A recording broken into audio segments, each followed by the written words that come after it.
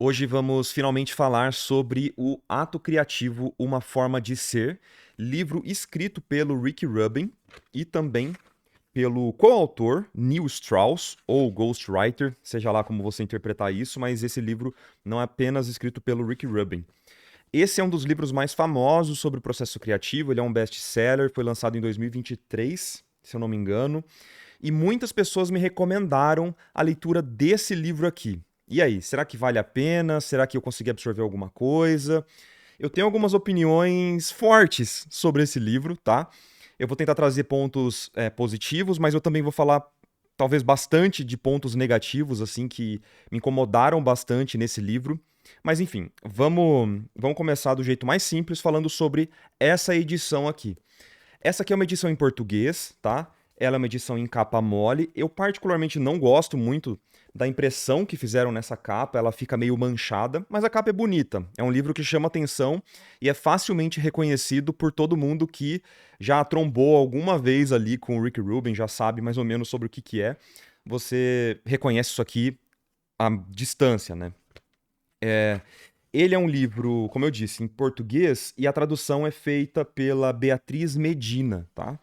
No geral, eu achei que a tradução foi muito bem feita. Eu não comparei, eu não li o livro no inglês, né, no original, mas eu não me incomodei nenhuma vez com termos ou usos específicos da linguagem na versão traduzida, tá? Então, é uma leitura boa. No geral, é uma leitura muito fluida, muito simples, não usa muito de palavras muito difíceis, fora do nosso contexto, assim. Então, quem está habituado um pouco ao mundo da arte, digamos assim, mesmo se você for músico, pintor, escultor, qualquer coisa que envolva o universo artístico, você vai conseguir compreender facilmente o que está escrito nesse livro, tá bom?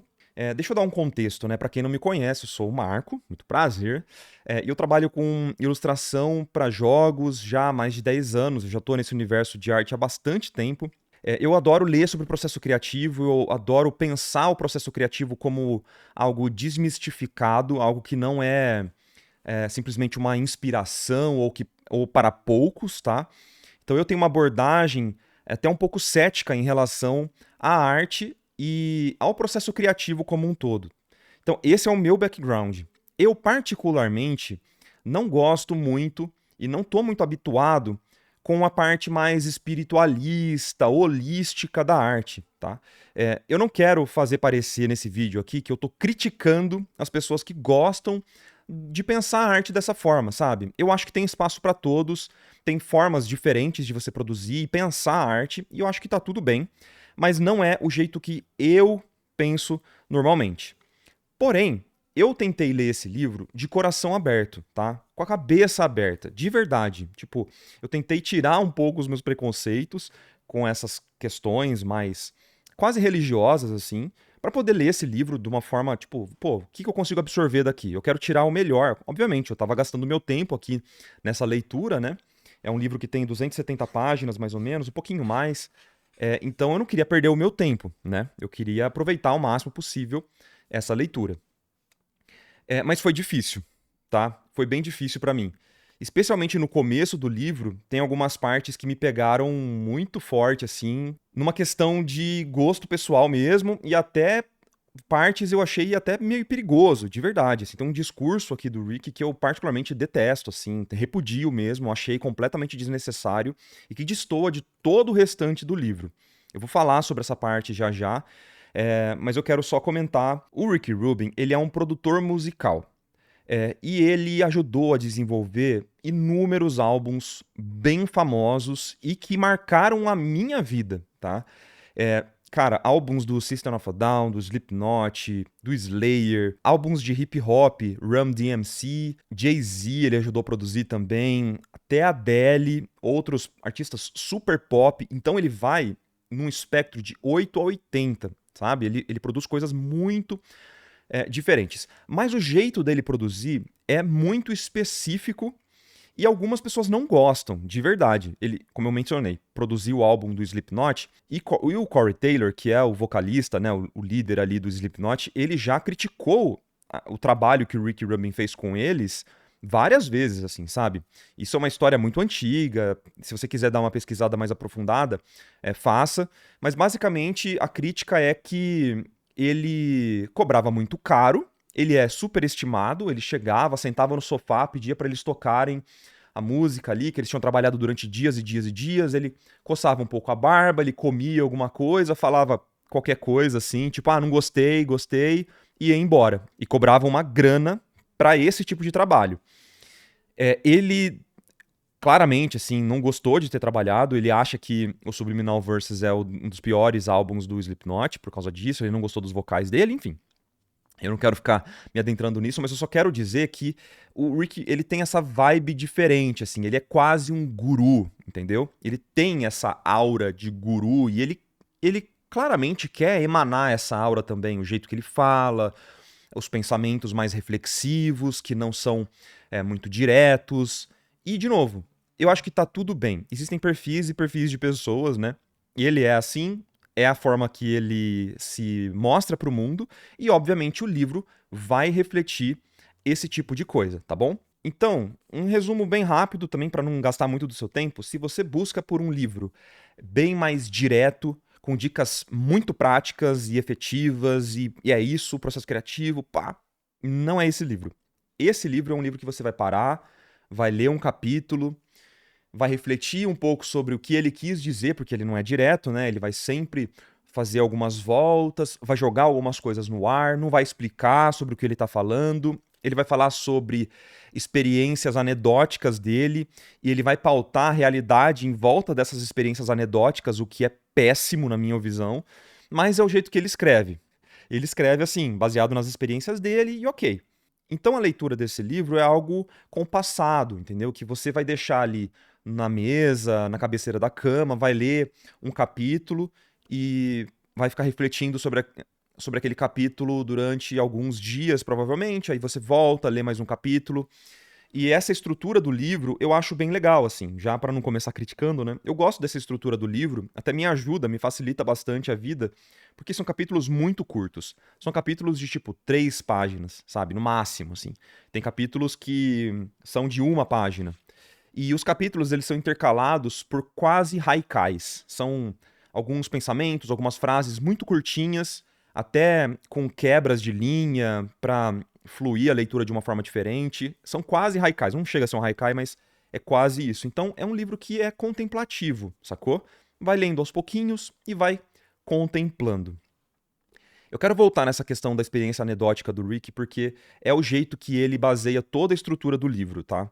Ele vai contando causos que ele passou durante a produção dos álbuns que são famosos, que a gente conhece, mas ele não cita nenhum nome especificamente da, dos artistas que ele trabalhou. Ele vai falar pontualmente de artistas que influenciaram algum pensamento dele e tal, mas ele não vai falar de tipo, em 2000 e tralalá eu estive produzindo o álbum do System e a gente fez dessa forma. Ele não fala desse jeito, ele fala, um artista uma vez estava com uma dificuldade com uma música e aí eu mudei o ambiente que tava esse artista e aí funcionou. É isso. Ele não vai falar qual é o artista, então se você quer saber desses bastidores vai ser um pouco difícil.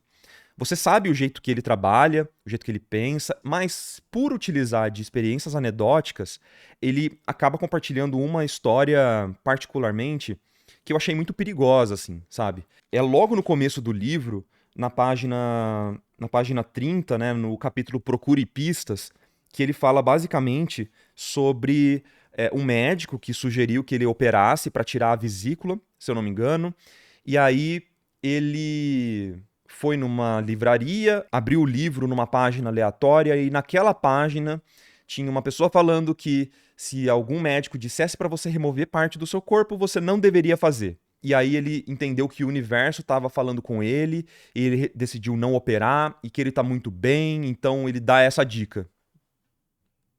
Assim, isso é péssimo, tá ligado? Eu acho que ele poderia ter usado tantos exemplos melhores pra falar de que às vezes a resposta tá próxima de você, ou a aleatoriedade da vida tá próxima de você. E ele usa um exemplo completamente anticientífico, tosco, assim, sabe? Perigoso, de verdade, assim.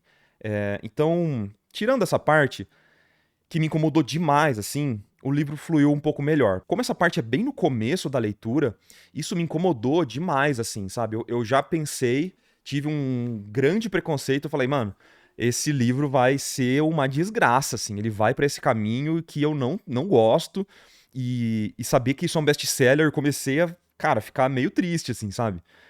Mas não é isso. O começo do livro é um pouco enrolado e tal, mas depois você pega no tranco e a leitura flui muito melhor, tá? Você vai ter que abstrair de muita coisa que ele fala aqui, mas eu acho que, assim, tem coisas legais pra você absorver independente, tá? E tem passagens nesse livro que eu achei que elas realmente ressoaram comigo, sabe? Eu acho que até pelos anos de trajetória trabalhando com desenho e pintura, eu achei que esse livro de um produtor musical não ia conversar muito comigo, né? Eu achei que estaria ali num universo distante, mas a boa notícia é que, na verdade, não. Como ele fala de uma forma mais aberta, abrangente sobre essas experiências, a gente consegue adaptar muito do discurso dele para o nosso mundo, né? Para a nossa realidade.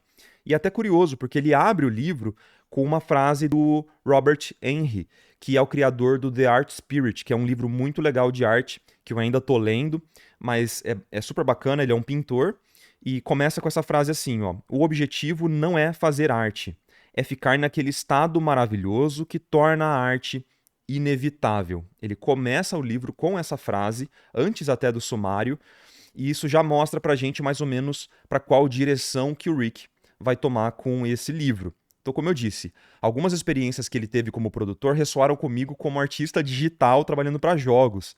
E isso é bacana, sabe? Eu acho que deu uma certa confirmação e até quase uma tranquilidade de saber que eu não tô maluco com as minhas experiências, tá ligado? Que tem algumas coisas que são realmente rotineiras na vida de um artista, no jeito que a gente vive a arte, de certa forma, né? E o jeito que eu penso, em alguns momentos, coincidiu também com o jeito que o Rick pensa, e isso foi reconfortante, digamos assim. Eu acho que ele compartilhando essas experiências para quem tá bem no comecinho pode ser legal porque vai prever algumas coisas que o artista passa, né? Sobre a desconfiança do próprio trabalho, sobre a insegurança. Ele é um livro de autoajuda para artistas, eu chamaria assim, tá? Existem outros livros que falam sobre os mesmos assuntos que ele aborda aqui, de uma forma até mais prática do que ele. Não são ideias completamente novas, são coisas que são da rotina do artista, que meio que todo mundo vai enfrentar em algum momento, né? E ele vai abranger quase todas as áreas que a gente já refletiu em algum momento sobre a arte. Mas de uma forma muito peculiar, que é essa forma dele, né? A ideia por trás desse livro aqui é basicamente que o artista deve viver a arte. A arte não é uma ferramenta pontual na nossa vida. A arte não é algo que você vai fazer e depois vai esquecer. É você conviver com a arte 24 horas por dia. É você respirar a arte. É tudo que você vai fazer na sua vida vai ter um olhar particular, um olhar diferente, curioso sobre aquilo, né? Ele trata os artistas como curiosos e que têm sempre uma vontade de aprender. A gente precisa, de certa forma, respirar esse universo para a gente continuar nessa jornada que todo mundo sabe, né? É muito difícil. Então, isso é bacana. Até para reforçar essa ideia que eu falei, que se comunica comigo, eu quero ler um trecho e para quem me conhece vai entender certinho do que eu tô falando, ó. Não importa se a forma de arte do grupo é a mesma que a sua ou não. É acolhedor estar numa comunidade de pessoas entusiasmadas com arte, com quem você possa ter longas discussões e possa trocar feedback sobre o que produzir. Fazer parte de uma comunidade artística pode ser uma das grandes alegrias da vida. E eu achei muito legal que nesse livro ele está recomendando para você conhecer a nossa área de membros aqui no YouTube. Cara, a nossa área de membros tem mais de 2 anos de conteúdo semanal postados regularmente, que você pode acessar pelo mesmo valor. Você paga ali R$19,90 e você vai ter acesso a tudo que já foi produzido e gravado. E a gente tem aulas semanais, cara. Tem aula de desenho, tem aula de pintura tradicional, tem os meus aulões, tem desafio, tem o nosso Discord, que é a nossa comunidade que você pode entrar lá, postar seus estudos, criar seu sketchbook, pedir feedback para as pessoas, umas pessoas mais experientes podem te ajudar. Então, eu convido vocês a conhecer um pouquinho a nossa área de membros. Ele falou, hein, ó, se ele falou e você gosta do Rick Rubin, você precisa estar na nossa área de membros, não tem jeito, foi ele que disse aqui. Então, assim, em resumo, Eu não achei que esse livro foi um completo desperdício, como algumas pessoas falaram. Tem gente que falou que jogou esse livro na lixeira e tal. Eu entendo que esse começo é um pouco difícil de passar. Aquela anedota sobre médico é uma pataquada, assim, é completamente tosco. Mas passando por isso, eu gostei, num geral, desse livro. Não acho que ele é um completo desperdício, mas eu também não acho que ele é a coisa mais genial do mundo, como eu tinha ouvido algumas pessoas falarem e tal. Eu acho que é um livro legal para você ter na cabeceira, para você consultar de vez em quando.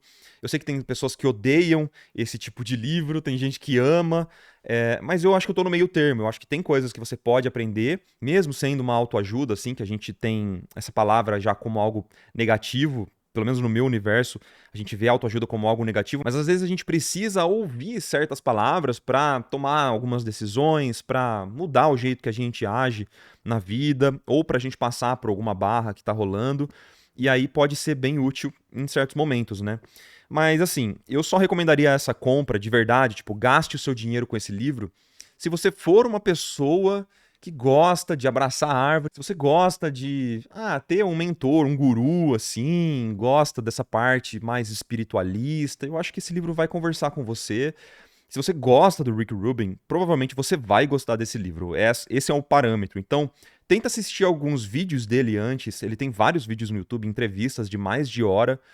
E se você gostar, comprar essa ideia de que ele é um guru, que ele é legal, talvez você goste desse livro. Se você for uma pessoa muito cética, muito prática, que não tem muita paciência com abstrações, esse livro definitivamente não é para você. Aí eu não recomendo mesmo. Aí eu recomendo outros livros sobre processo criativo.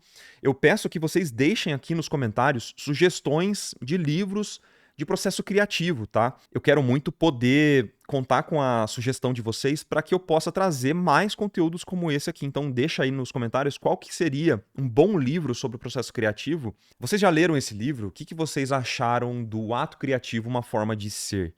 Por favor, não esquece de deixar nos seus comentários o que que você acha. Esse livro aqui já deu tempo de muita gente ler, né? Ele é de 2023. Ele foi um best-seller e acho que muitas pessoas pegaram para ler. Eu tô um pouco atrasado nesse bonde, mas eu achei que seria legal trazer a minha experiência aqui para vocês, tá bom?